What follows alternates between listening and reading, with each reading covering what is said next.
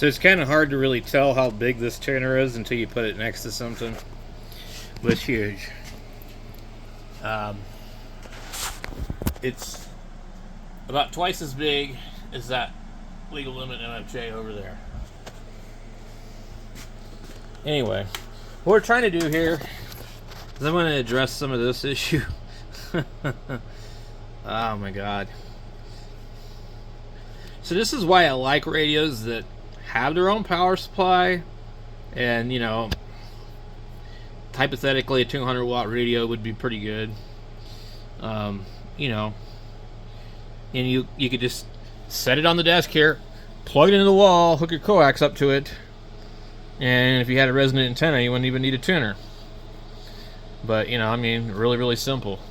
It's like radio, amplifier, tuner, computer.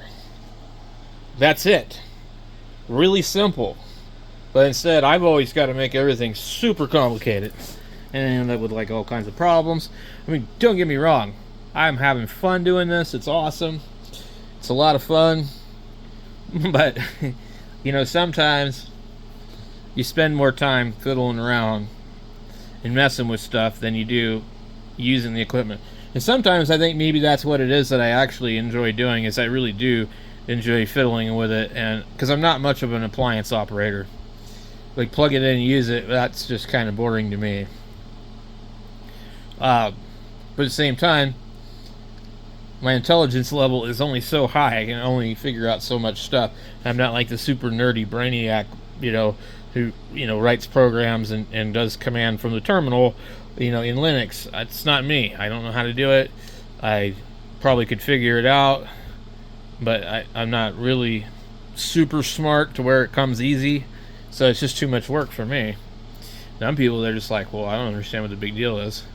But for me, like, I like to tinker with stuff and mess around with it for a little bit, but you know, I don't want to get too deep into it. And I'm definitely not an appliance operator, not a contester or any of that, you know. Don't really chase DX. So, but anyway, I've overcomplicated everything. So, I'm just, you know, like, okay, what can I do to simplify this? And this is why I ordered a short cable. And it's really short.